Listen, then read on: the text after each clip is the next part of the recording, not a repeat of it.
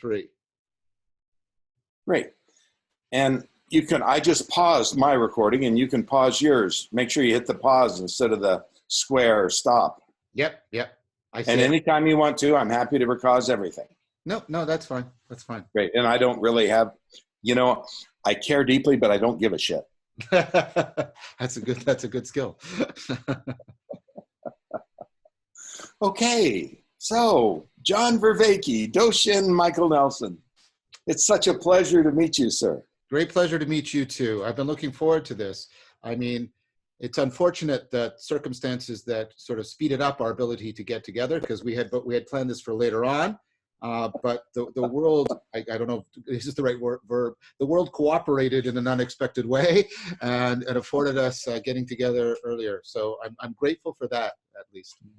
I'm just grateful that things worked out the way they're supposed to, and I'm not in the way. Yeah.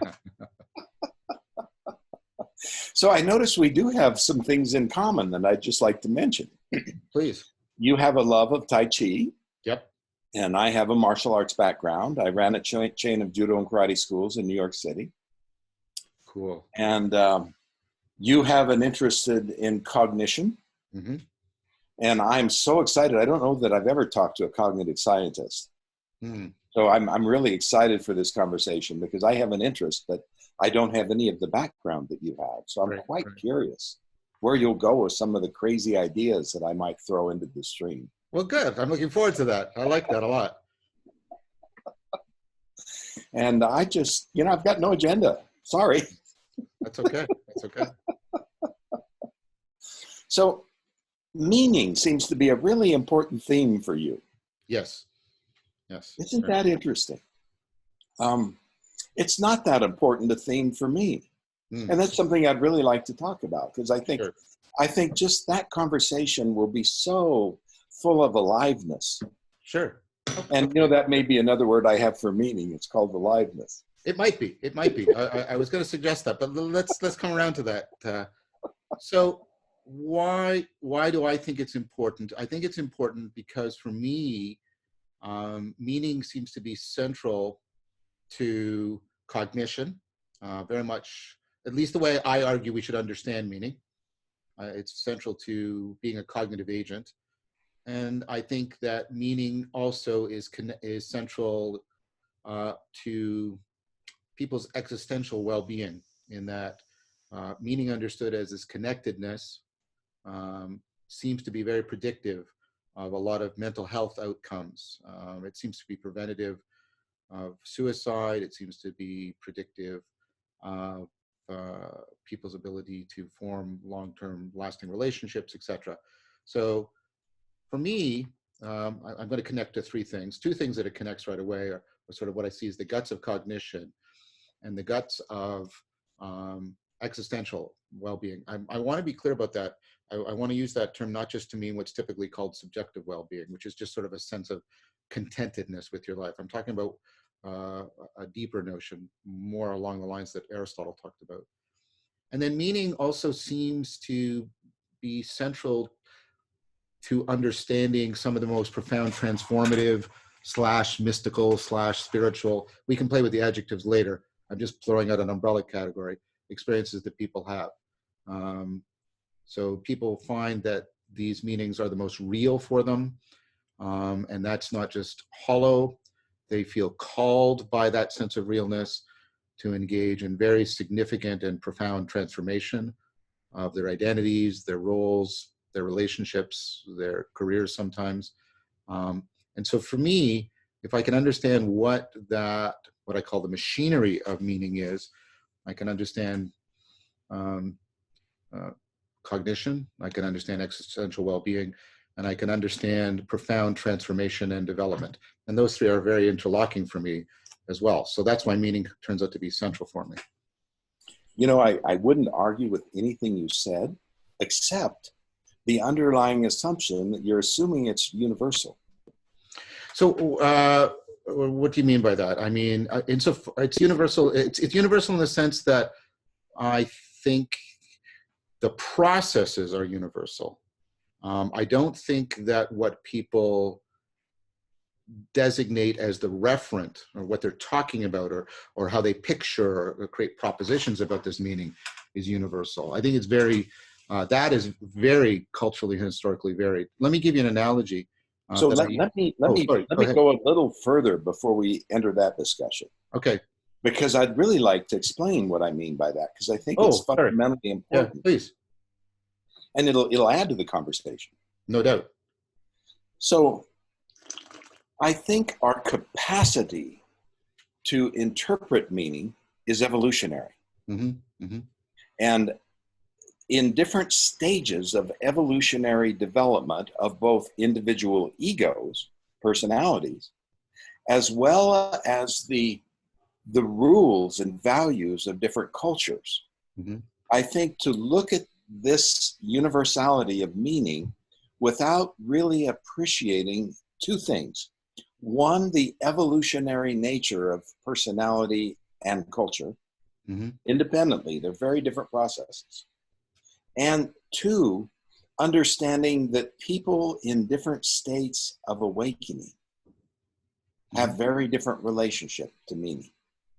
Yes. So those are the two things that I think are not universal, even though I wouldn't disagree with what you're saying or anything you've said. But putting it in that larger context really helps us understand it much more deeply. Well, that's really kind of pertinent, because the analogy I was going to give you was an evolutionary analogy. Okay. And so what I was going to say is,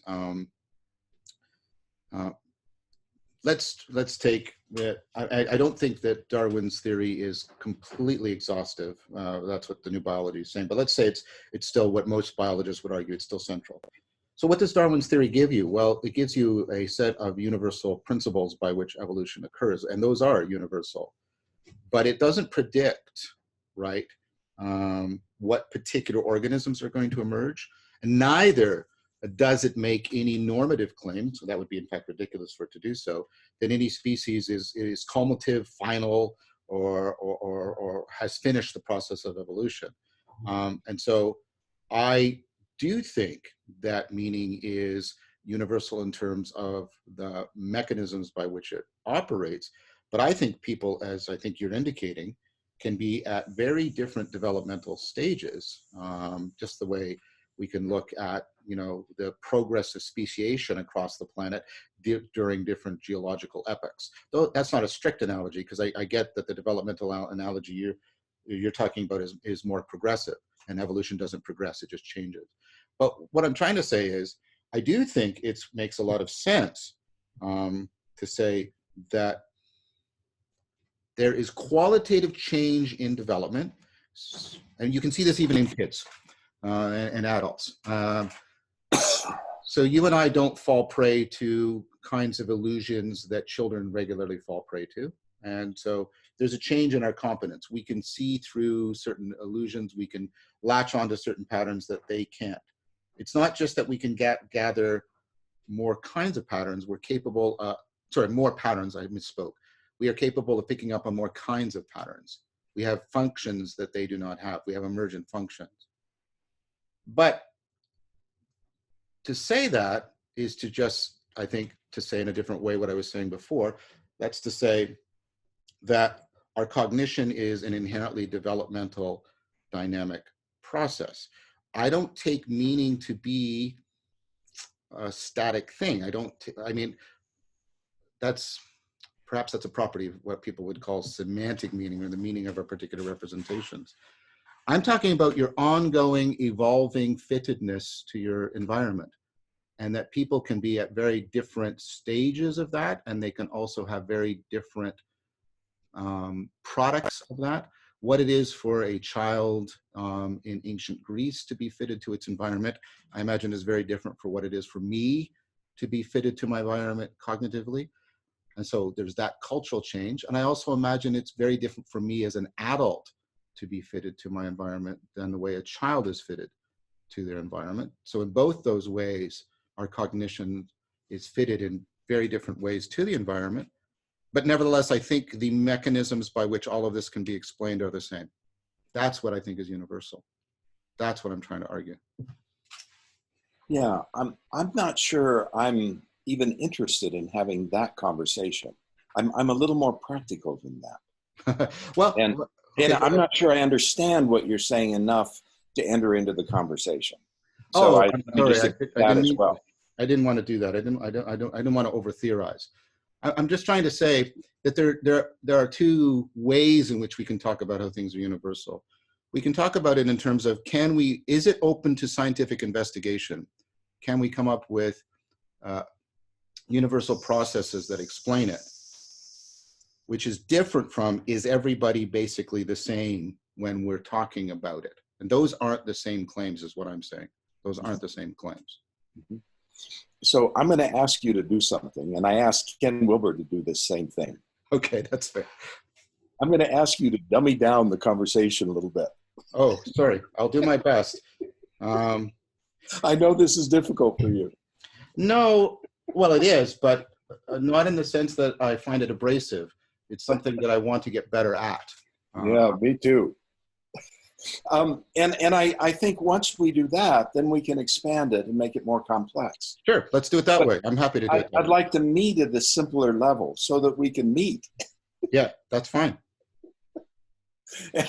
I, I have to admit that you've lost me a little bit. Okay. I guess what I'm trying to do is maybe make it simpler. I'm trying to ask you to renegotiate what we are referring to when we're referring to meaning. And Okay. because perhaps I'm suggesting we're talking at cross purposes about it. Well, Because, that's entirely possible. yeah. And let me just kind of lay out what is important to me about meaning. I'm a Zen teacher. Yep. You know, what I'm concerned about is one thing. I'm not concerned about science. Yep. I'm not concerned about scientific knowledge. I'm concerned about helping people awaken. Mm-hmm, mm-hmm. Now, I happen to be interested in science. Yeah. I happen to be interested in scientific knowledge, but that's not my main job. It's Sure. different. Yeah. And people kind of tend to forget that about, you know, Buddhism. It's not intending to be science. No, and I think it's a mistake to think it is intending to be science. Boy, amen. You're preaching to the choir there. But this might go towards a distinction I make then. Maybe this will get us to a place where we can start talking. I think there's an important distinction that our culture has lost. It's an ancient distinction we need to bring back between two things that are valuable, and they're related, but they're not identical. And this is the pursuit of knowledge and the pursuit of wisdom. And I take wisdom to be more, you asked me to speak simply, so I'm using that term very broadly. Great. I think that wisdom is much more what Zen is concerned about, whereas science is much more concerned with what knowledge is, with knowledge. And that So those two let me ask you a couple questions about that, because I would say that wisdom is a byproduct. What Zen is really concerned about is insight. You see, I take it that insight is actually one of the defining and central features of wisdom. Well, I think you can have insight without wisdom. And I don't think that's necessarily a good thing. So if Zen is about insight, is it about an insight just in a particular situation, or like a comprehensive transformation of the person through some sort of much That's more where the wisdom comes in. So do you think Zen is then just affording a moment of insight, and then there is some sort of process following out of that by which that is transformed into wisdom? Or what would be the point of the insight? I'll ask you a simple question. What would be the point of the insight? It's a good beginning toward wisdom. Okay, then So I think when we have deep enough insight that's stable, and this is what's rare. We all have insights all day long. Yeah. But a stabilization of be able to stay in the moment that is both infinitely spacious, timeless, and has a sense of all at onceness. Yes. Yeah. All the karma of everything that's ever been is here now. All the potentiality of everything that's ever been is here now, and it's all accessible. Once this state is becoming stable, And I want to just say at this point that I don't know anybody that's completely enlightened. I'm certainly not. Mm-hmm. Mm-hmm. But once it becomes relatively stable, then it's possible to have the heart break open and spontaneous insight, spontaneous compassion, and the marriage of these two, of insight and compassion, to me, is what we're talking about with wisdom. I think we're in agreement then. That's what I was trying to do. I admit it must have been a little too fast and clumsy when I was talking about the child's development. Because see, a child doesn't have a single insight. When a child goes from one stage of development to another, it has a systematic set of insights, so that state becomes stable. So its default state of mind and cognition shifts. And that's what I was using as an analogy of what I was trying to talk about. In the ancient world, there was a slogan: as the child is to the adult is to the sage. That what you're talking about in developmental terms is something like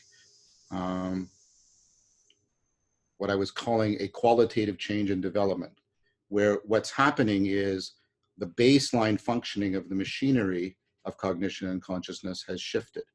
But that is natural to human beings. And I don't think Zen would object to me just saying that. I think that that capacity to go through that qualitative change of development is natural to human beings. It's one of our birthrights. It's part of our cognitive machinery. Now, I would go so far as to argue, and I have explicitly, that that ability to go through that is precisely what makes us the kind of intelligent beings we are. So there's deep connection between how our intelligence functions and our capacity for this kind of development. What's interests me, and I don't know if you saw, I do a lot of work on these kinds of experiences that you're talking about, where people, I've had, I think I've had things along this line that have had a huge impact in my own personal experience. That's neither here nor there. Well, I'm only mentioning that to make you know that I'm not speaking of this just from the outside. I understand that. I'm very interested in these experiences, and we've run experiments on it in my lab. Are you familiar with Daniel P. Brown? Sorry? Are you familiar with Daniel P. Brown? I don't think so. There's a Brown whose work I know. Daniel Brown is an expert in two areas. He teaches at Harvard Medical School. He teaches psychology. Mm-hmm. This is the popular version of his doctoral thesis, which you might love. It gives me a headache reading it. Pointing out the great way. It is the most detailed, explicit description of meditative states that Westerners have ever come up with. Well, I will definitely get a hold of it then. The second area that he's an expert in, which appeals to me even more, is attachment theory. Yeah, yeah. This is the first textbook in attachment theory. Yeah. Now I recognize the name, actually. Yeah. Yeah. Now, Daniel, I have to get him to dummy down for me too, just to get us started. Because if he doesn't, I get overwhelmed. But then we can have some really interesting conversation. Sure.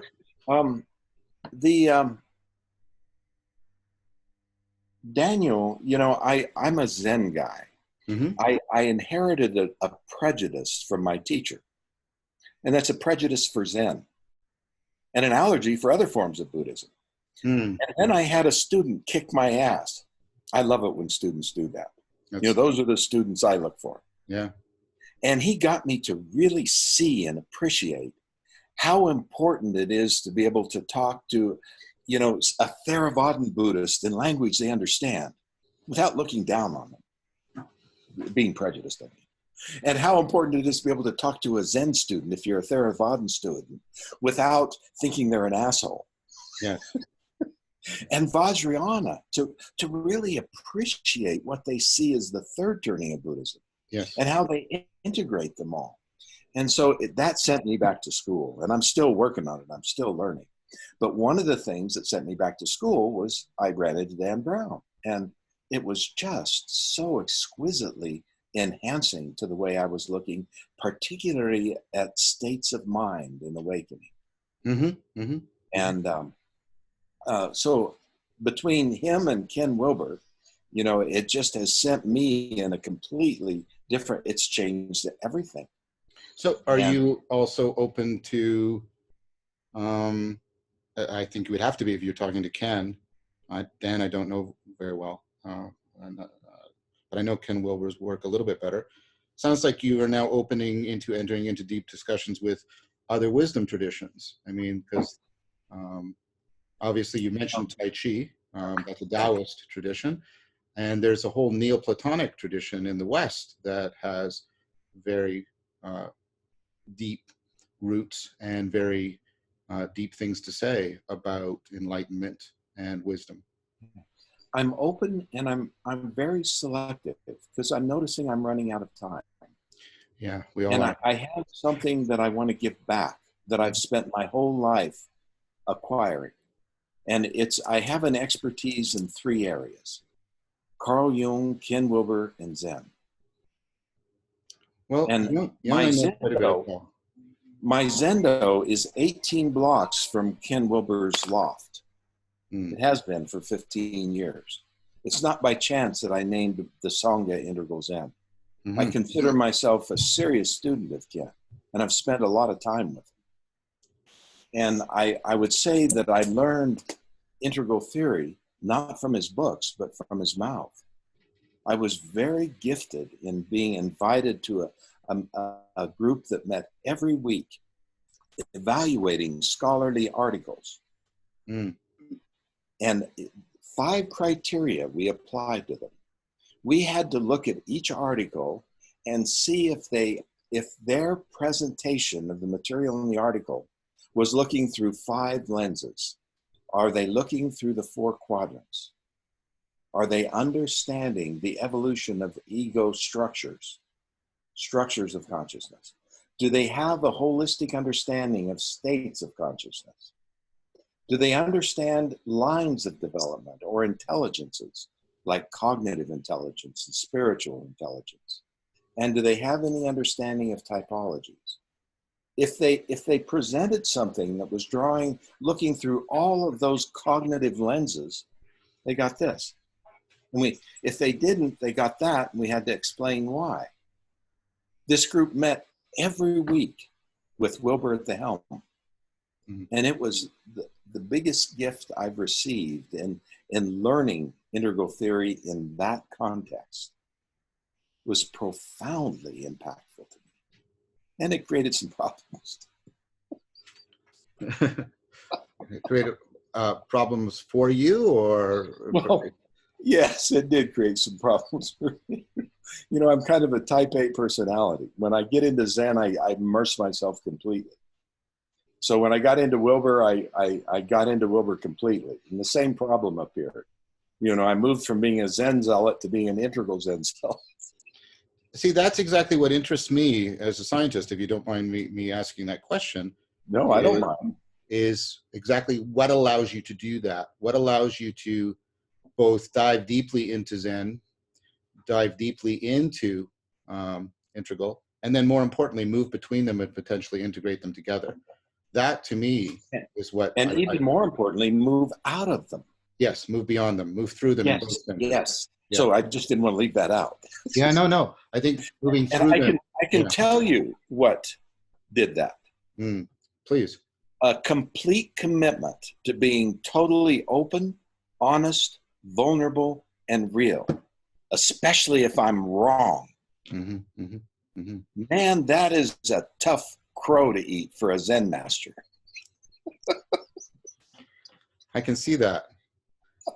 So I'm actually interested in what kinds of practices, skills, and life experiences make those characteristics that you just listed more available and prevalent among people. That's something I'm actually studying and trying to understand. What is it allows people to get that openness, that flexibility, that humility, that capacity for self-correction and self-transcendence that you've listed.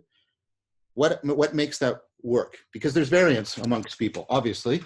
And what are the things that afford, again, people acquiring this, acquiring it better, acquiring it more comprehensively, etc.? I think that's a very important and central question in my work. I look for one specific thing personally. Which is which? When I'm looking at students and, kind of estimating the degree to which I might be able to help them, I look for one thing, which is what I had: the level of desperation. How desperate they are? Yes. But surely, as my teacher said, when do we change? When we have to. I don't know how to respond to that. In that, I think people change for all kinds of reasons. And I think it's also possible for people to be very desperate and to get locked in. This is what some of the work on addiction points to. I want to know how two equally desperate people, why is it one of them manage it? Two people come back from a hellacious situation that neither you nor I could probably comprehend and are suffering from post-traumatic stress disorder. They're both deeply desperate. Their lives are deeply corroded. One of them stays locked there, and the other one goes through post-traumatic growth. They're both deeply desperate. They're both reaching out consistently for help. And yet one of these individuals makes it out and the other stays locked in. And I want to understand why. And my reasons are not just scientific. My reasons are ultimately humanitarian. I want to understand why, so I can help shift the balance more and more towards the people that make it out and don't remain stuck. I mean, that was one of Jung's great claims, right? People get stuck. And he once said that all of his therapy comes down to helping people get unstuck again. And that's one of the key things I'm interested in. Mm-hmm. Well, you and I have a very common interest and a common heart right there. Yeah. And I could talk to you for a long time about that. And I actually have a lot of experience with that, because that's what I've been doing for the last 15 years. Tell me more, please. Developing a toolbox. Right. To help people with that. Now we're getting to something where we have something very, very similar, because I'm interested also in assembling that toolbox. And I'm interested in both, if you'll allow me, bottom up and top down versions of people, how that toolbox is assembled. Both are important. Bottom up is people who are in the field, so to speak, and are building it in practice. And then there is people who, like granted, and I do that too. I teach meditation, I teach Tai Chi, I do work with people, and I do work with people who are building communities of practices. But I'm also interested in the top down, which is, doing what science can do for us, which is to study some phenomena, understand it better, and improve how we can make our tools. And that's how we get some of our best physical technology. And so I want to do both. In fact, I want to do both and get them so they can talk to each other and respect each other and help each other as much as possible.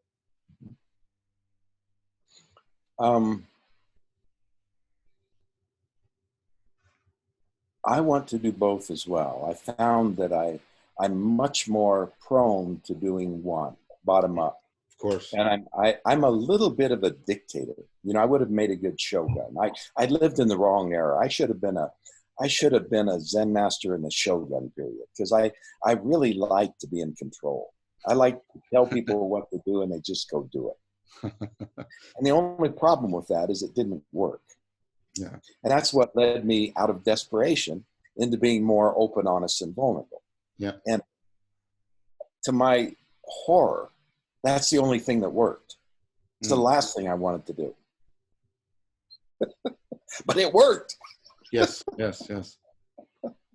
So what I found for me personally is that if I try to be top down, I just trigger the hell out of people, because that shogun comes out. And in our current cultural situation with the culture wars, that just is not going to work. It's going to get you crucified. Right. So I found I had to stop doing that. And the only thing that did work is being open, honest, and vulnerable. But that doesn't mean I'm not interested. That doesn't mean I wouldn't like to have a much clearer understanding and have somebody do some scientific studies, because, my God, those are valuable. Yes. The data that comes out of that is huge. So I'm all for you. And I would love to support you in your endeavor on both sides. I just... No, well, thank you. And I feel I reciprocate. I repeatedly say to people who are practitioners that I'm not trying to found anything or start anything. I'm trying to afford facilitating what is already growing. So can I confess something to you? Sure. This is a little embarrassing. But when I got so excited about, combining Zen and integral theory and seeing some results, I'm afraid I turned into what shall I call it? A social activist. Oh my God. Did I say that? I was trying to save the world with integral Zen. Oh, horror, horror. If I was a real Zen master, I'd commit seppuku. Thank goodness those days are over. So was there a next stage when you then encountered attachment theory? And Jung? Or where did Jung come in, and where does attachment theory come in? Oh, isn't that a great question? My teacher is kind of a troublemaker. I some people are surprised because I'm such a troublemaker that I'd find a troublemaker teacher. I'm picking that up in our conversation. He is a really interesting character. He was the head of the window pane LSD family in the 60s. Mm. His mission was to enlighten the world with LSD. Mm. And then he discovered that didn't work real well. It served the purpose. But then he went to India and studied with Iyengar and Pattabhi Jois and became a real accomplished yogi. Mm-hmm. And then he noticed that they're a little short of meditation. So he started studying with a Japanese Rinzai Zen master and became a Zen master. Right. And there was only one problem. His teacher said, there is no Zen outside of Japanese culture. And he went, oh, don't say that. I'm not Japanese. So he went on to prove his teacher wrong and to create a Zen in the West. And he took the koan training of Rinzai Zen and he modernized it. He did something very similar to what Dan Brown has done.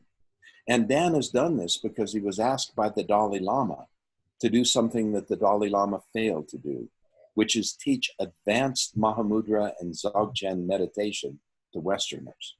Mm-hmm. The Dalai Lama stopped doing that because they just aren't willing to do the preliminary practices to even get ready to learn the advanced techniques. Mm-hmm. And we have the same trouble in Zen. So what Jumpo did was he did something that's forbidden in traditional Zen. He started leading people with language to the insight that normally is only arises with no help in an individual mind, the insight of koan training. What is Wu? What is nothingness? Who are you?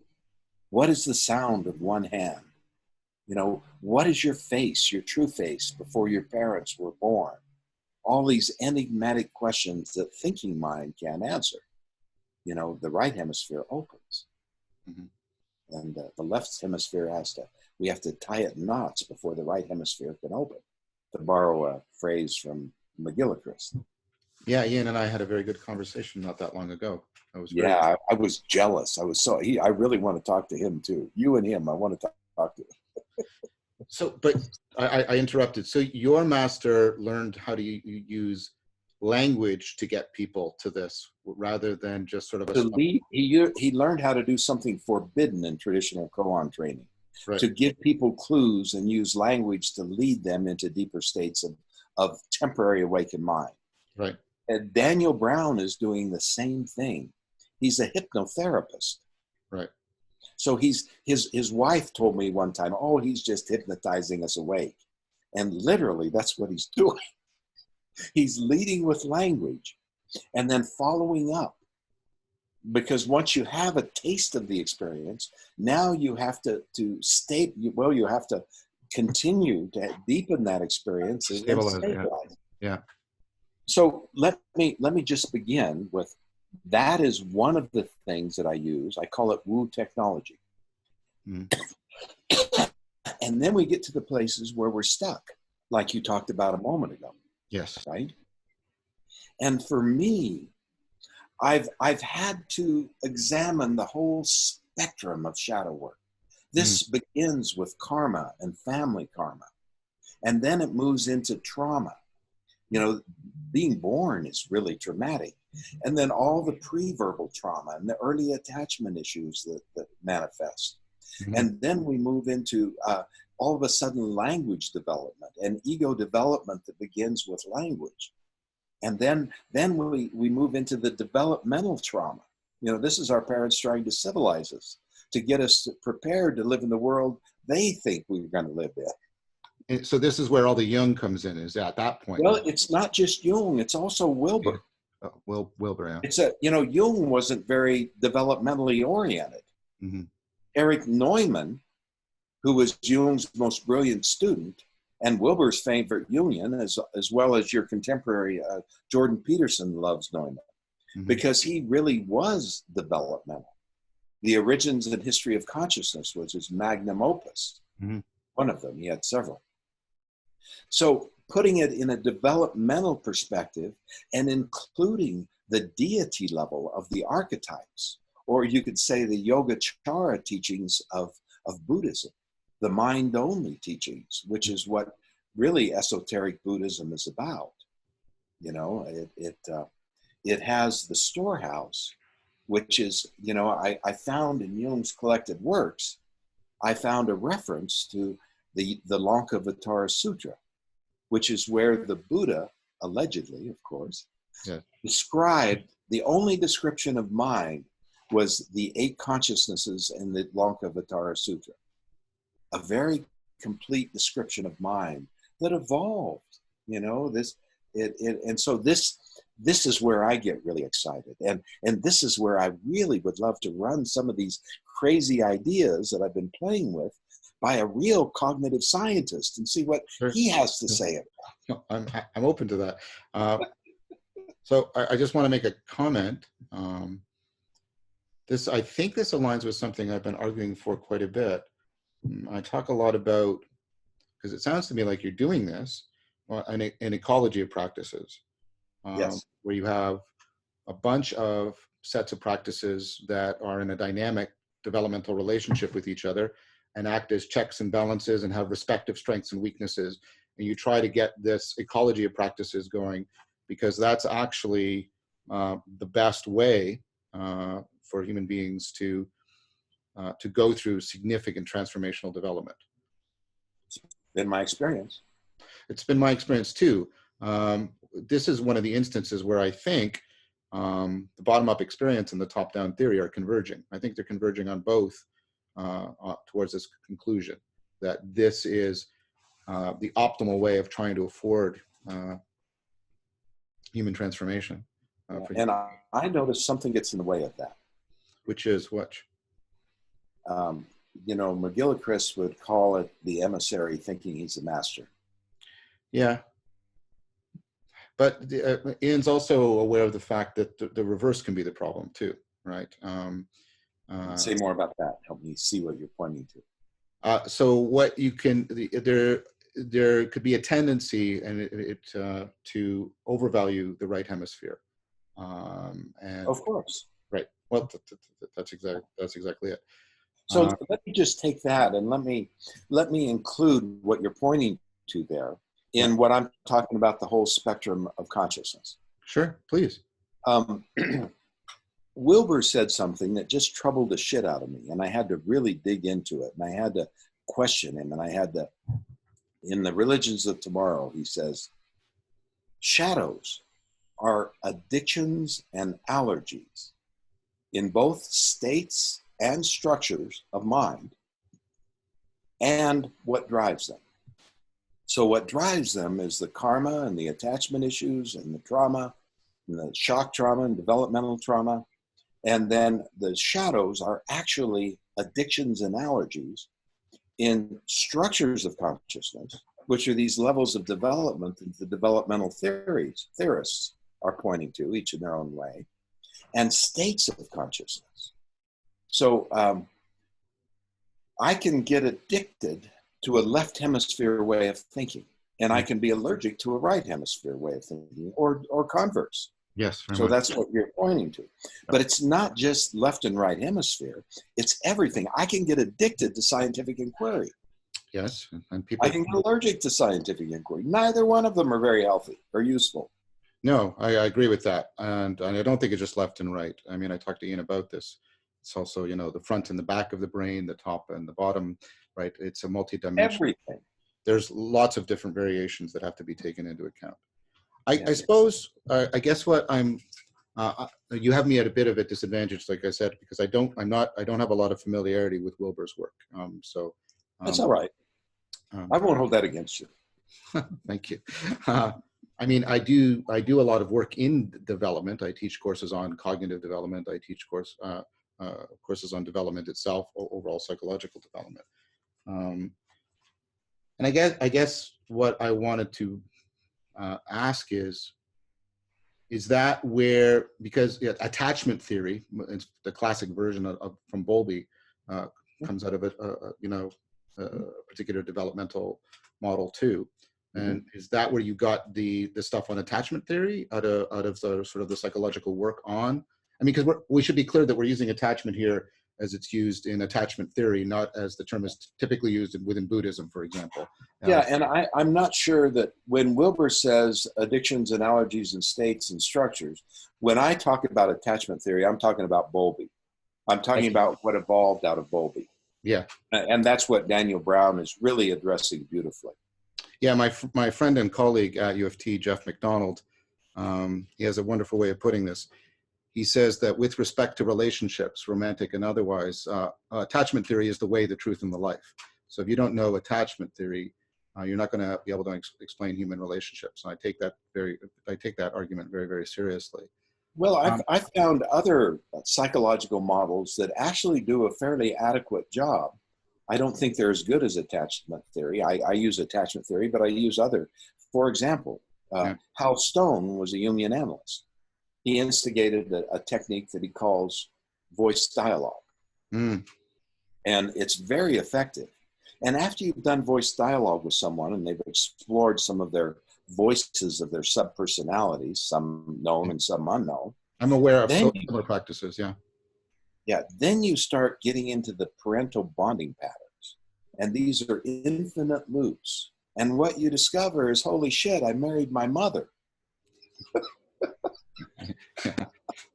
And you're right in the heat of attachment theory without the attachment theory. It's another way of dealing with this stuckness in a way that brings it into the light and you can transcend. So when you're working with people then, this is very interesting to me.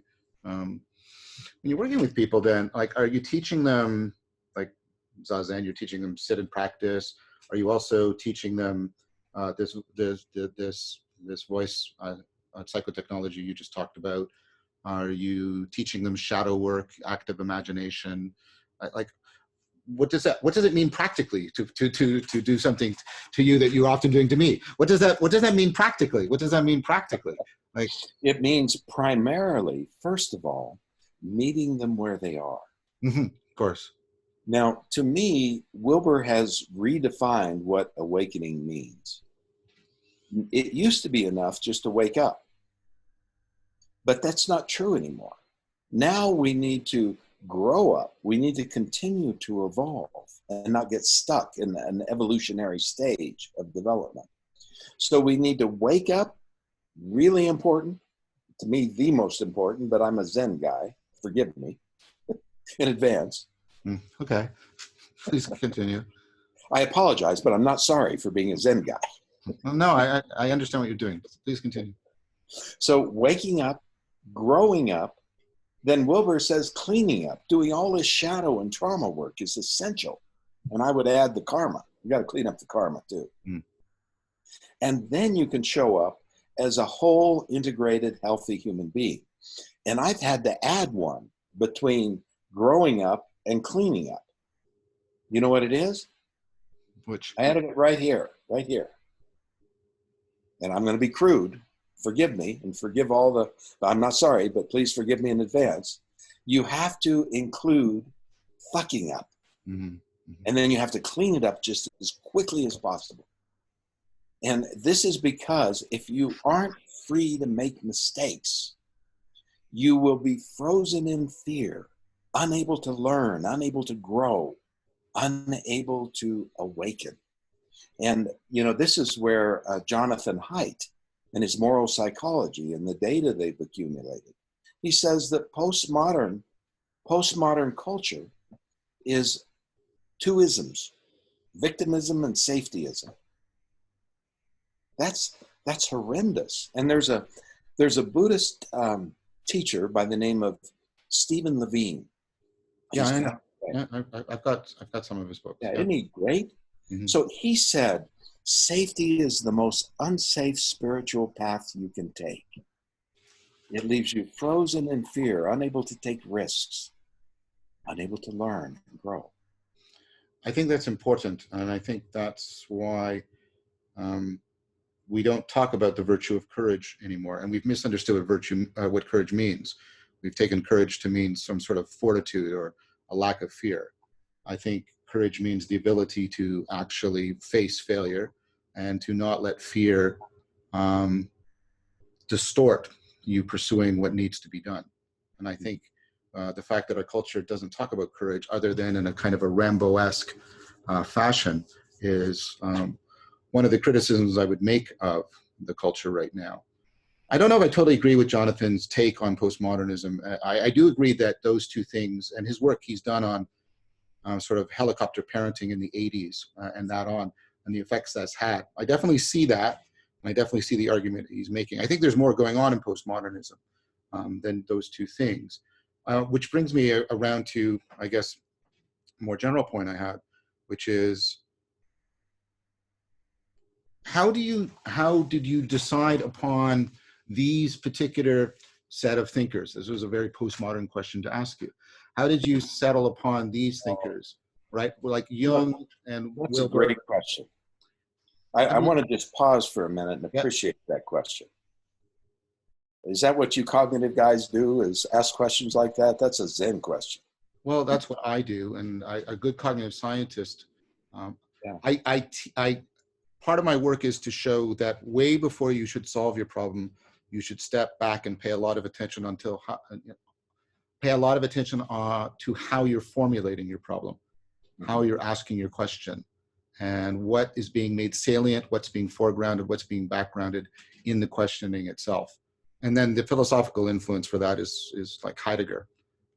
So that's where my particular way of doing that comes from.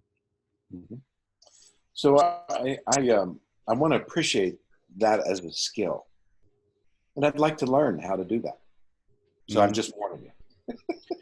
No, I think that's right, because I think how we choose our sages are more than teachers. Sages are, I'm using the term to be the way you are describing your relationship to Jung and Wilber. You've deeply internalized their work. You just don't believe it. You do more than that. It's not just a set of claims for you. It's adverbial for you. It's become a way of seeing for you.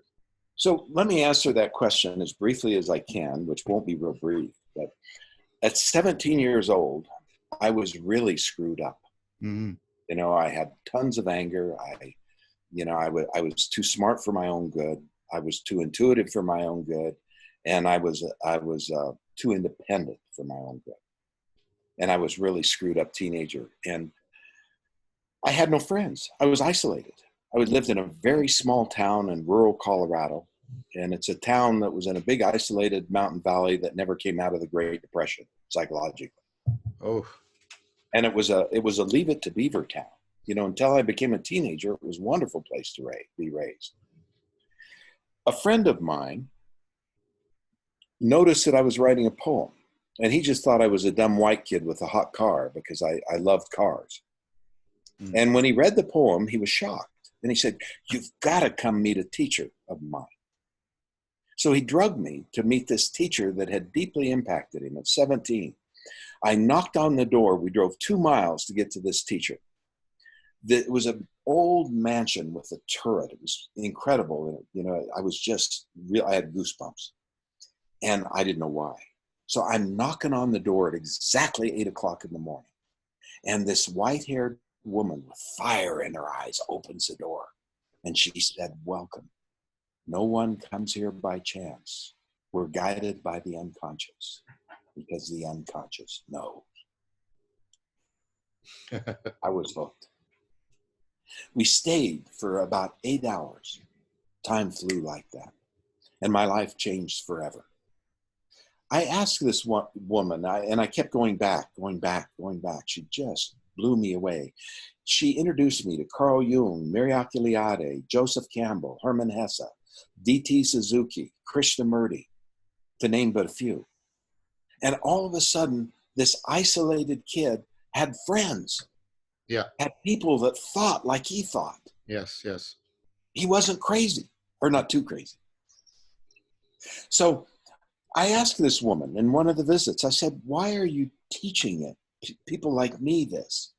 And she said, "Well, my sole purpose in life is to aid young men on their cultic journey. And my cultic journey began when I met Mrs. Nevin. Mm.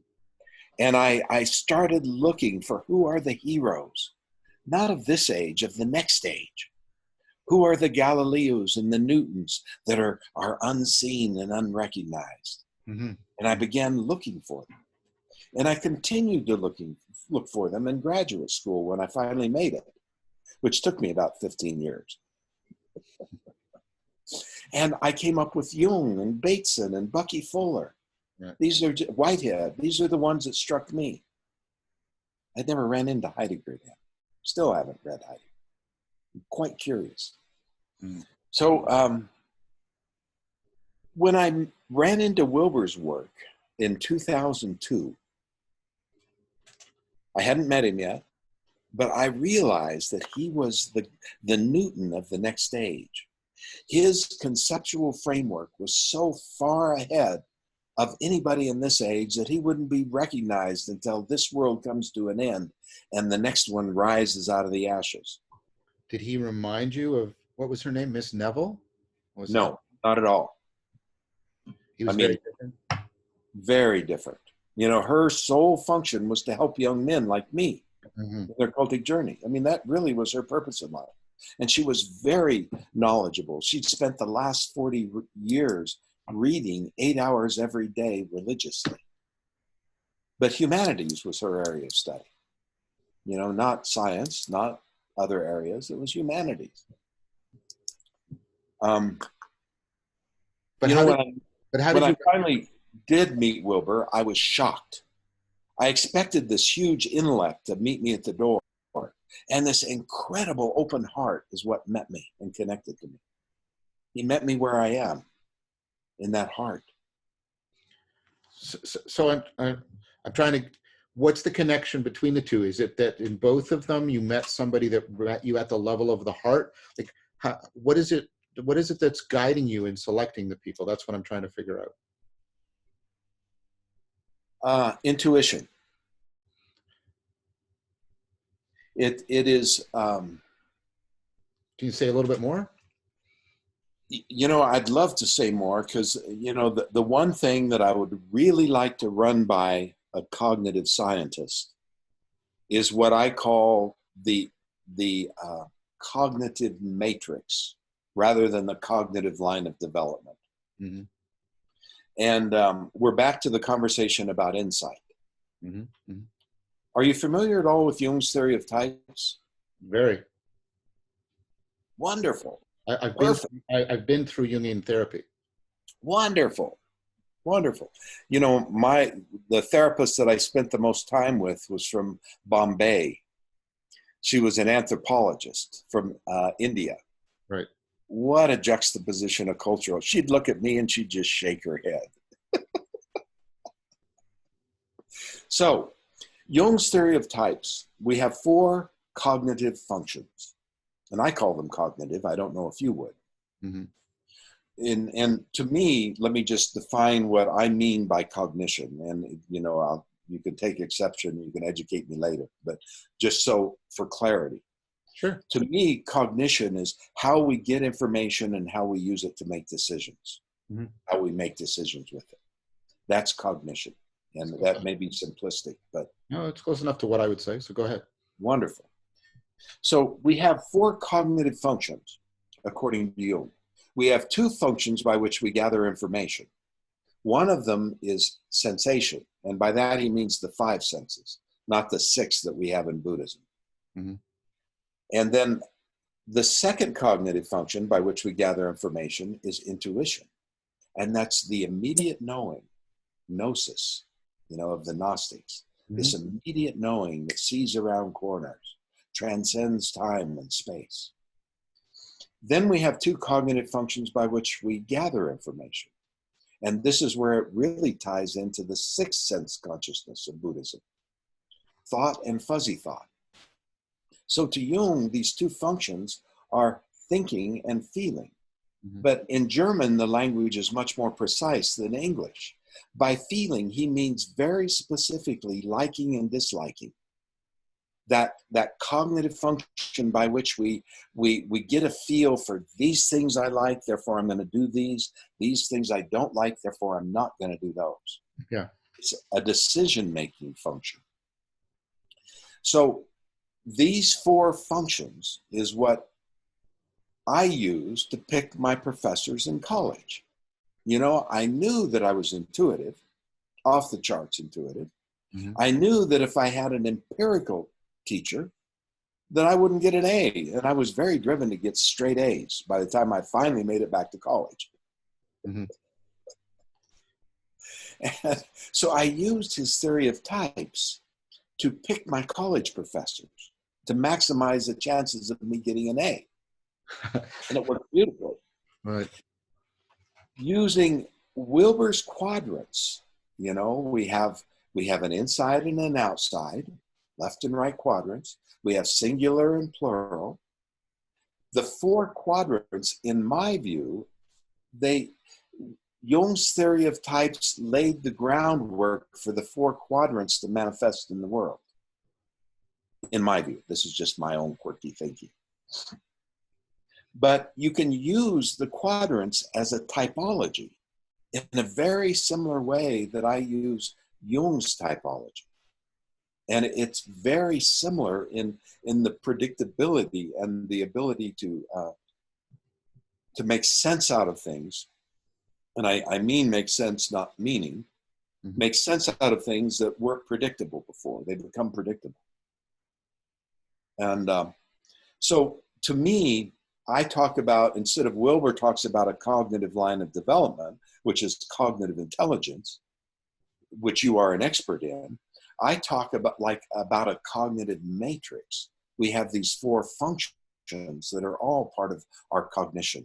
And it's important to really look at the dynamic juxtaposition. What happens when an introverted intuitive meets an extroverted empirical type, and that dynamics becomes really important in our understanding of whether we're going to get along or not. I notice I'm excited. I'm moving my hand. So let me try to make sure I understand you. So you basically crafted from Jung's typology with integrated with Wilber a way of picking up on people that you thought would be excellent teachers. Is that what you're saying? Not excellent teachers. Okay. More likely to give me an A. This is much more selfish than that. Okay, but how did that translate into you being able to pick the people that, like Wilber and Jung? How did that? What so happened? I'm looking for the people that are brilliant and are 3 clicks out. Their brilliance is not likely to be recognized in this time. Their brilliance won't be recognized until after they're dead. And Wilber wants to be recognized as a brilliant philosopher now. And my sense is that's not going to happen. His brilliance is not going to be recognized until after he's gone. And after whatever happens in this world falling apart happens. I don't know what's going to happen. I don't have a crystal ball, but right. Things are getting kind of crazy. I don't know if you've noticed. I have. Yeah, I have. I've talked about that quite a bit. So I'm still zeroing in on this, and I think I appreciate you saying this is a good question, because I keep coming back to mine it. So what's the connection between those strategies you used for getting the A giving teachers, and then your ability to pick up on the people who have the future of brilliance? Like, Yeah. I'm not sure there is a direct connection. I'm sure there's an indirect the thing that I'm looking for, who are the troublemakers? Who are the Galileos that are almost to get burned at the stake? You know, Bruno got burned, Galileo didn't. It was just a tiny difference that was a difference between Galileo getting burned at the stake and not. But you don't just mean somebody who's an iconoclast, because there's been lots of iconoclasts. So what does iconoclast mean? An iconoclast is somebody who just wants to like challenge the tradition and get the authorities. No. Right.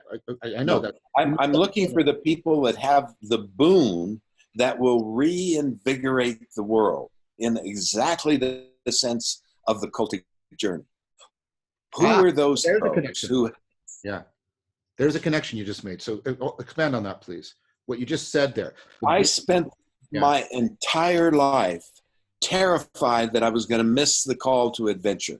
And not until I became a Zen master, an equanimous, at least to some degree, that I realized, oh my God, my whole life has been my cultic journey.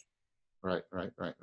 I've been on this cultic journey. That's been the function of my whole life, to find these very teachers who are bringing back the boon that will reinvigorate the world. Right. Jung, Wilbur, Bucky Fuller.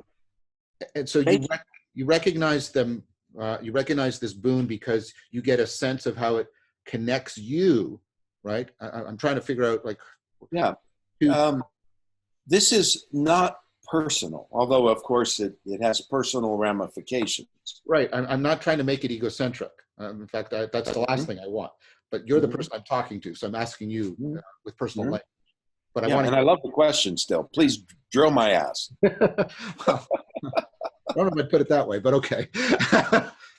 So I like, because this is what this is really, central, pedagogically, existentially central, is how you're looking for, because you said that it's ultimately intuition, and I'm trying, and you're helping me, and I appreciate it. I'm trying to unpack what goes into this intuition. What are its components? What's its history? How is it working in you? Because I want to understand it. Because that, to me, when we get past the science and the religion, we're trying to get at, how do we find the people and the practices that will make the difference that we believe, hopefully with good reason, is needed? That's, for me, the central question, and that's what I'm sort of probing you on. I hope I'm not finding it too intrusive. Oh, I don't. I'm an 8 on the Enneagram. You can't find. I will never find you too intrusive. The best approach with an 8 is a 2x4 right here. So it would be possible. Can I just ask one question then? It would be possible for somebody to have a different set of ecologies of practice. They may come out of a Christian tradition, and instead of Jung, maybe they are deeply influenced by, Meister Eckhart, and they could also have this configuration, and nevertheless it could give them the same kind of thing that you're talking about. That's reasonable. Absolutely. Yeah. Absolutely. This is beyond any kind of belief system. Yes. That's what I was talking about way at the beginning when I was using all that verbiage. When I was talking about this capacity. Yeah, but that's it. That's what I mean about this. This evolving fittedness, and that's what you're doing. You there, and you can say there. That fits. That's where I belong. That's what I'm interested in. That. Yeah, me too. Yes. And I love the way you're clarifying it and articulating it with language. Oh my God, this is great. Well, I'm part of what I'm doing in my main project right now, and I really appreciate you joining me here, because we're exemplifying the very thing. I call it dialogos, which is this idea of, you know, not just discussion, not just conversation, but what we're doing here, right? We're trying to logos, bring, you know, articulation and language, but not strict argumentation. We're not ignoring argumentation either, but we're not, you know, we're not limiting ourselves. We're doing this thing where we're trying to bring out, we're trying to articulate in both senses of the word, bring, you know, come to terms, and in both making terms and also coming to terms with the phenomena, like in both senses of the word. We're trying, and I'm very interested in, you know, there's a lot of emerging practices around this right now. I'm very deeply involved with Guy Senstock and circling and other things like this that are trying to figure out what's going on in these conversations, such that we can get people into the resonance that you and I are now experiencing right now.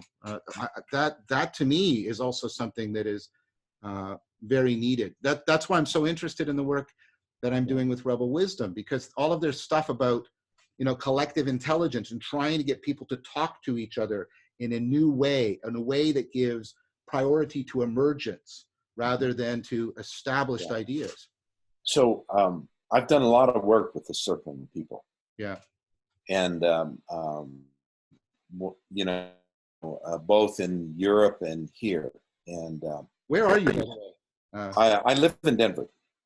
Okay. And before the virus, I'm supposed to be in Amsterdam right now leading a retreat, and then there was one in New Hampshire. I mean, I have a full schedule that we had to cancel all of it. So now I'm going to start doing stuff on the internet, because you know, everybody's doing that. Yeah. And I've been doing it for quite a while. I found it extremely helpful. Yes. I have a very different view than anybody else that I've met when it comes to the difference between individual intelligence and collective, which I have trouble. I stumble over the word collective intelligence. It's an oxymoron to me. There is intelligence, but it's not in the collective. It's in the individuals. That's a whole nother conversation, and I don't really want to get sidetracked in it. I would want to challenge you on that, but let's not get sidetracked on it. Let's come back. It's a conversation that I would love to have with you and love to get into detail, but I think it's another day because we're doing so good right now. Yeah, let's keep going with our line. I like it. Wilber talks about, and I can't remember which theorist he got this from. It was one of the philosophy of science guys. But he talks about the dominant monad. Individuals have dominant monads. Yeah, they have the capacity for volition and choice. Yeah, it's from cultures don't have dominant monads. They have dominant modes of communication. So that's all I'll say about that, but it changes everything when you really drill down into that. And then you tie in Durkheim. When Durkheim talks about this collective spread of emotion, you know, which is what happens when you get people together and do sacred things, he called it collective effervescence. Mm-hmm. You know, it's the emotion that spreads through the crowd. Like, go to a football game and you'll see that if your team's winning, everybody's elated. If your team's losing, everybody's crushed. That collective emotion that spreads like a virus through a group. Wilhelm Reich called that emotional plague. You know, he loved the negative terms that kind of stop people. Like masochist, a masochist character type. It's got nothing to do with real masochism, but it kind of stops people and they want to know what it is. And Carl Jung called that participation mystique, which he borrowed from Lévi-Brühl. Lévi-Brühl, yeah. So this is the participation in the collective mystery and the collective emotion that goes through, sweeps through the bliss state that sweeps through a crowd. These are just things that fascinate me and I think are so timely right now. And they go to the heart of trying to understand, predict, and explain the culture wars and what the hell we can do about them. I agree. Okay, so I'll just stop. Well, but what I was pointing to is a phenomena that I thought we were exemplifying, which is when you're in a good dialogue with somebody, you can come to insights in places you can't get to on your own. And that can be mutually shared between two people. There's something, I find that often in a discussion that's not one of just imposing my belief or seeking agreement, but what we're actually doing here, I will often come to insights that I wouldn't find on my own, and people report the same thing happening. And I'm interested in exactly that. I'm interested in how we can cooperate, and I think that is a very important word, and we got to remember what that really means, to bring about those kinds of emergent insights. Do you agree with that? I don't disagree with anything that you said. I'm just a little skeptical, and I would get very curious. I want methodology of testing to see whether we're really having the same insights. So what would you mean by methodology of testing? Do you mean that you and I have come to similar sets of judgments of what's relevant or important? What do you mean? No, I really mean, you know, this teacher that I met at 17, she introduced the concept of becoming more conscious. Never occurred to me that I could become more conscious. So immediately I asked her an innocent question. I said, how do I become more conscious? Right. And her answer was, she says, oh, nobody's ever asked me. Let me look. And she stopped and she got quiet.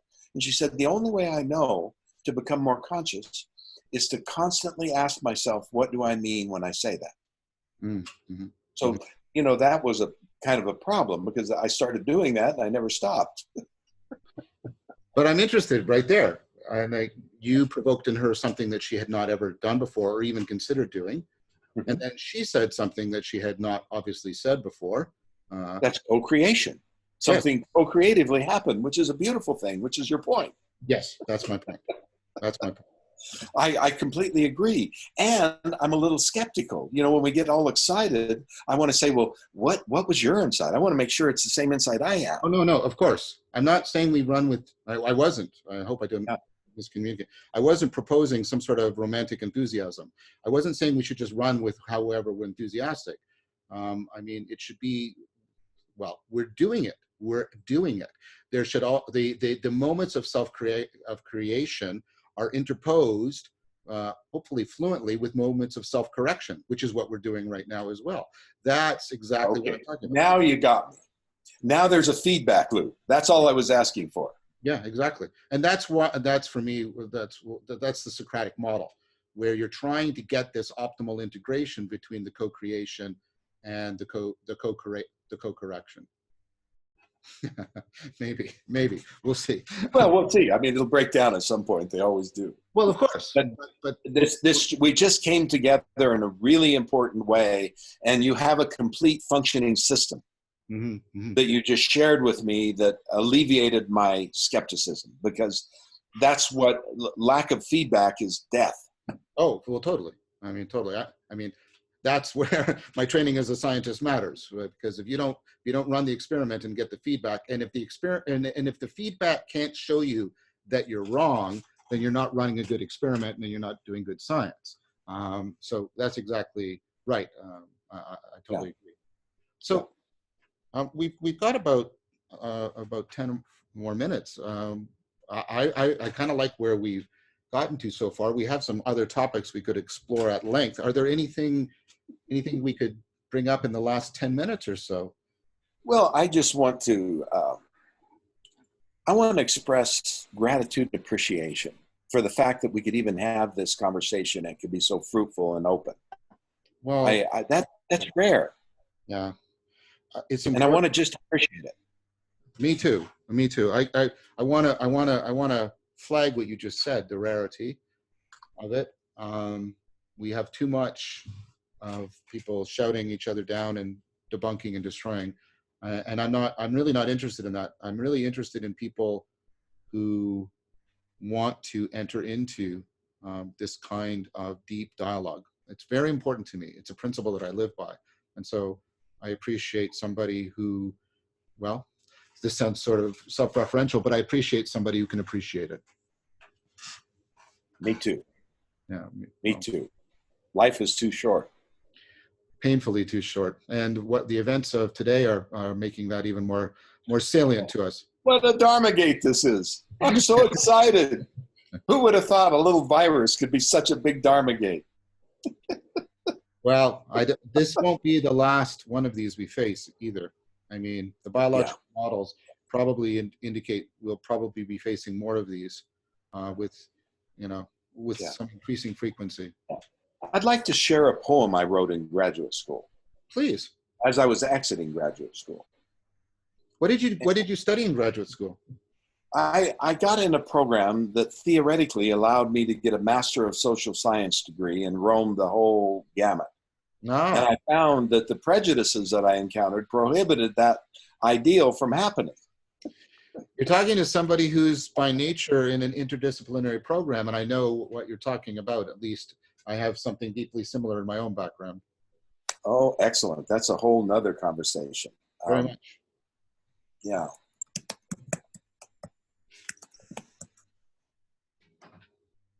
And I'm looking for the poem real quickly.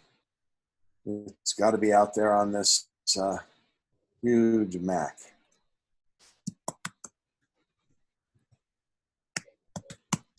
Well, while you're doing that, hopefully this won't interfere with your processing. I'd be happy to have another discussion with you. I really enjoyed this, and I thought it was very— I did too, and I am in. I'm so ready to do that. So, are you familiar with William Blake? I thought you might be. Yes, I quote him often in my series, and I thought I heard that. Yeah, I do the To See a World on a Grain of Sand. I do that one. Yes. The Garden of Love. Have you ever run across that? I believe so. I've read a lot of Blake. Yeah. So I'm just going to start with a little talking about this poem, and I'll be happy to share it with you if you'd like to. In fact, if you'd like to read it, that'd be all right too. Well, sure. Okay, let me just share it with you and everybody else.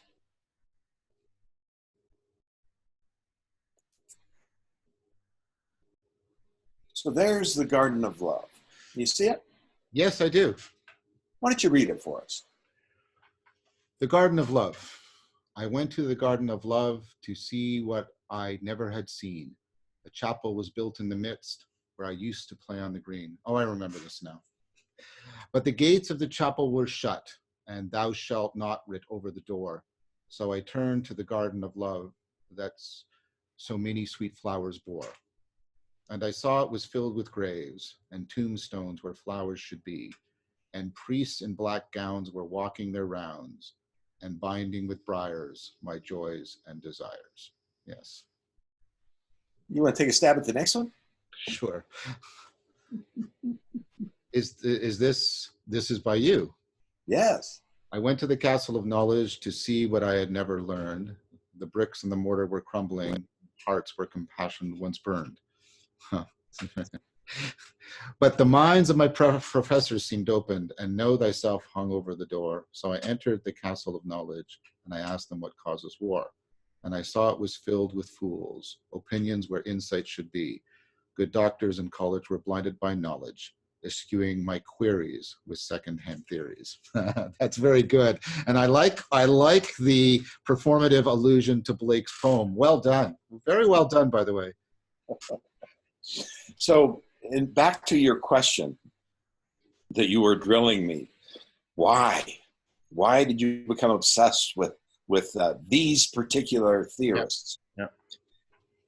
What's even deeper than that in my heart is this question that's been with me since the beginning of my memory. Why is there war?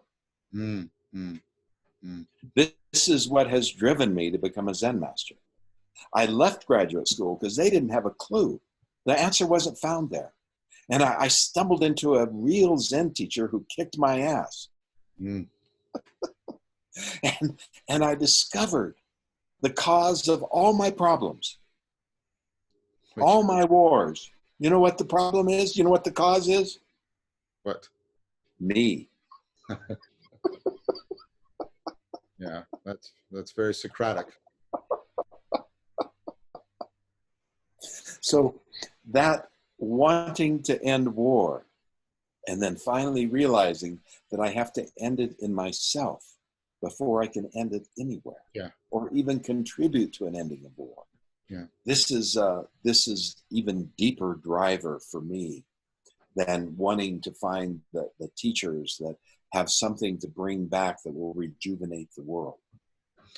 So for you, then, the rejuvenating the world is actually in service to this ameliorating or perhaps removing war. Have I understood you correctly? Well, I want to be careful with those words because Please. I've created a process that is in my toolbox that's the most effective tool I have. Yeah. And of course, it's what worked on me. It's called conflict liberation. Mm-hmm. Mm-hmm. And ironically, conflict liberation is not about ending conflict. It's about using conflict to liberate. This sounds very similar to what I talk about in moving from adversarial processing to opponent processing. I think we could have an extended discussion about this as well. We should play together. Yeah, that sounds very, very, very similar. That's very similar. So it's been such a pleasure, John Vervaeke. It exceeded the expectations I might have had that I didn't have. This was really, really wonderful for me. I found this, like I said, for me, this is true dialogos. I found that there was, I loved the back and forth and the restructuring and the challenge and the connection. It was in many ways inviting me to do this again with you. Me too. I'm in. Well, let's make it happen. Let's make it okay, happen. I'm in. We got nothing but time, nowhere to go. Well, for me, I still have to do most of my work at the end. I just have to do it all virtually now. Me too. Yeah. So what I have is I don't get any break. I still got to be teaching. I just do it virtually, just like you. Yeah. Well, there you go. So, but we do seem to have more flexibility in our schedules. So that should afford us being able to talk again. Amen. Okay. Well, I should go. Deepest gratitude. Thank you very much. I really appreciate this, and I look forward to our next conversation. I'll upload this onto my channel, and great. I'll probably upload it onto our YouTube channel, if that's all right with you. Of course. And what I was going to ask is, please send me any links or notes you want. Absolutely. So I'll put it on the notes for our video together. Yeah, I didn't take any notes. Sorry. Well, then, but anything you might want to point your viewers to, or point my viewers to. Yeah, and yes, you do the same, and I'm happy to do that. And it's just integrals N. That's it. Okay. Okay. Take care, my friend. Very nice to be with you. Till next time. It's been a pleasure. Yes. Till next time. Stay healthy. Okay, that's a deal. You too. I will. Bye-bye. Bye-bye.